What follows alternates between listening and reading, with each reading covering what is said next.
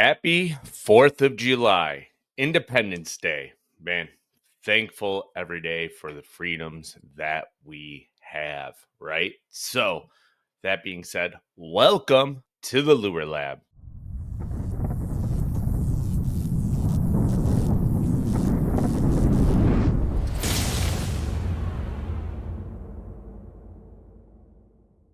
As always, presented by Omnia, and I'm your host, the Captain, Andrew Full. And we got a short one for you today.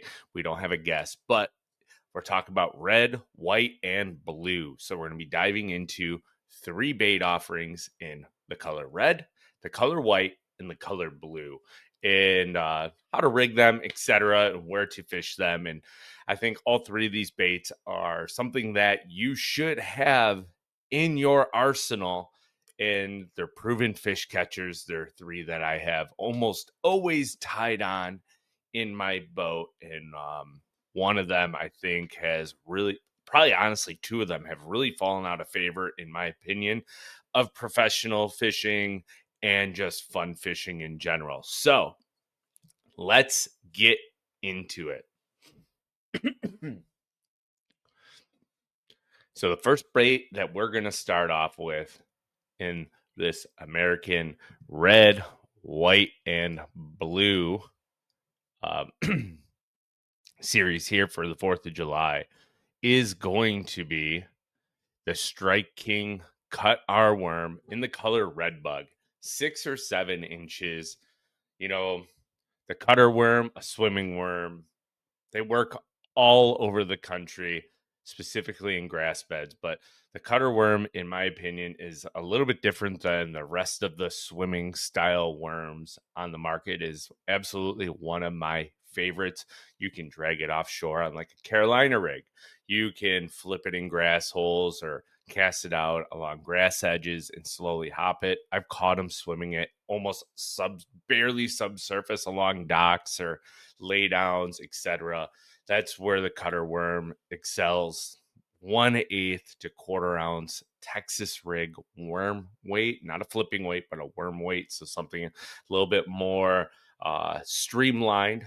I always peg it, and then I'm going to hook it up with the Hayabusa Worm 956 hook, probably a 3/0 or 4/0, depending on the size of the fish and where you're fishing and cover. If I'm offshore and I'm dragging it, I'm probably going to go with a 4/0. If I'm subsurface swimming it, 4/0. But if I'm putting it in grass, I want it to come through just a little bit better. That's why I'm going to downsize to that 3/0 hook. So add the Strike King Rage Cut R Worm to your arsenal. It's going to help you put a lot of bass in the boat. And it's just one of those ones that I absolutely love to throw.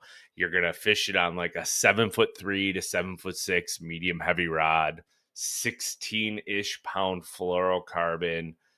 Like I said, 1/8 to a quarter ounce weight. Peg it, gave you the hook, and just mess around with the retrieves on it. I promise you, you will catch a lot of fish throwing that cutter worm. All right, next. And this is going to be most likely a fan favorite. Who doesn't love topwater fishing? And for our white bait, we are talking about the Strike King KVD Splash Topwater. A very cost-effective popper, $10, right? And the color bone.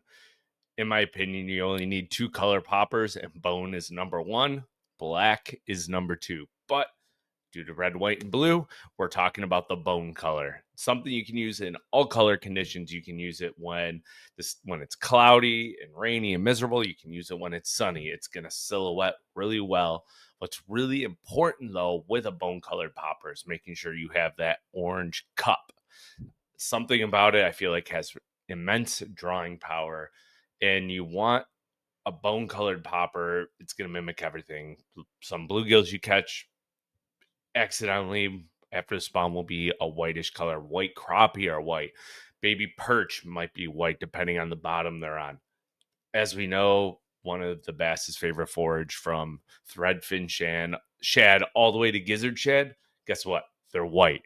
Emerald shiners can be white. So any type of bait fish that's in a water system can be the color bone or white.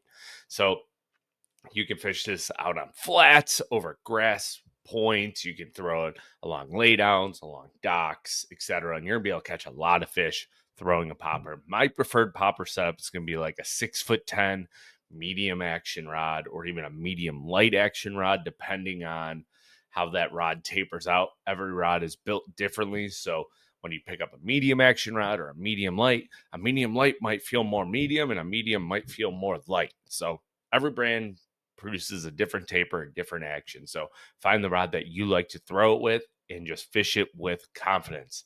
Now, people throw braid to mono, straight mono, braid to fluorocarbon. Personally, I am a straight mono guy. So like a copolymer, very limited stretch when I'm throwing topwaters, specifically poppers, 14 to 16 pound test. And I also think it's imperative that you add in a loop knot. A great loop knot to do that with would be the Rapala loop knot. I've had zero issues with it. I've swung big fish. I steelhead fish using the Rapala loop knot when I'm swinging spay flies, and never had a giant steelhead pull out that knot. So I have insane trust in the Rapala loop knot. And what that's going to do is, one, it allows you to chug it on a tauter line. But if you go to a slack line, it will allow that KVD splash pop to actually kind of walk in place. So experiment with a loop knot on your poppers. I guarantee that it will catch you more fish. Now, to wrap it up here, we have one last bait, and this one I feel like fell out of favor a while ago, and it's going to be more of an add-on. Excuse me. It's going to be more of an add-on to your arsenal as opposed to something you're just going to hook up and fish. But sapphire blue in the Zoom super chunk, and you can take this in any style chunk bait and have success. I personally used to throw the Zoom super chunk a ton, and basically the difference between a normal chunk and the super chunk is a normal chunk has very limited movement unless you hop it. It'll kind of like do the wave underneath the water. The super chunk is actually going to kick. And I've since gotten away from throwing the super chunk. I throw like a Rage Craw trailer a lot more, but there are still instances where bass want a chunk over a craw styled trailer, and that's when you're going to want to go with the super chunk. Now, to rig it, you can thread it on, that's fine, or you can go through the center of it with the fat part down. So it makes your jig look more elongated, bigger, and it's a bigger profile. So if you're targeting bigger fish and less bites, that is when I will go to a super chunk. If I want more bites, maybe not as many bigger fish, but opportunity still to catch big fish, that's when I'll go with that real tight compact, like a Rage craw chunk. That's going to help really condense, and it's going to help your fall rate. It's going to fall a little quicker when you have that big kicking swimming action on the back of a jig. It's going to fall a lot slower in the water, and that's one of the reasons why I love a big chunk. Is you can just kind of hang that bait and let it fall slowly, and you get so many bites as that bait is falling down. I love a big chunk in like laydowns or docks, because one, they might think it's like a bluegill that just passed away or is injured, or a crawfish falling off a branch of a tree. But for blue, sapphire blue, Zoom super chunk, rig it on the back of your favorite black jig. It even looks kind of good on a dark green pumpkin jig as well. So don't be afraid to check out the Zoom super chunk. Like I said, it goes on the back of your favorite flipping jig, your favorite flipping jig or Arky style jig for skipping. You're going to catch a lot of fish with that Zoom super chunk on the back of a jig. Now, my jig setups vary all the time. Every year, I feel like I'm messing around with it. Longer rod, shorter rod. Right now, I'm kind of settled on like a 7.3 medium heavy, 16 to 20 pound fluorocarbon, and an 8-to-1 gear ratio reel. So I hope these three baits get added to your cart over at Omnia. You can use code SERIOUS10. You're going to save 10% on all three of these. They're all going to be linked down below in the description.